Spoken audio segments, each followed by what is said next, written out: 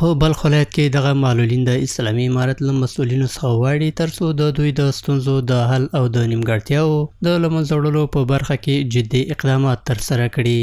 یاد معلولین د روزنیزو او کاري فرصتونو له نشتون څخه سر ټکوي او له اړوندو مسؤلینو او مرسته رسونکو بنسټونو څخه غواړي چې د ستونزو په له منځه وړلو کې دې ورسره همکاري وکړي. 5 آگوست مطابق 15 اسد مصادف است با 34مین سالروز تصویب اعلامیه اسلامی حقوق بشر.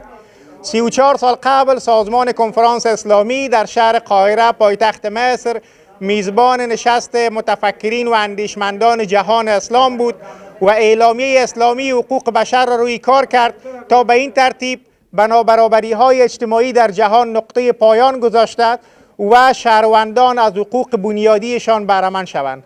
دا په داسې حال کې ده چې تیره میاشت د ملګرو ملتونو سازمان په افغانستان کې د شاوخوا 2 میلیونه نابینایانو له شتون څخه خبر ورکړی و.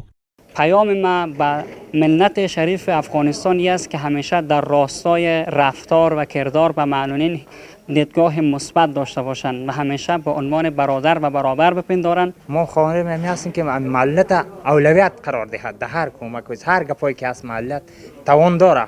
حداقل ما سواد داریم، توانایی داریم. د یاد سازمان په خبره که دغو نابینایانو ته په معیاري توګه روغتیایي خدمتونه وړاندې شي نو د 80% نابینایانو د بیا ځلې روغېدو امکان شته.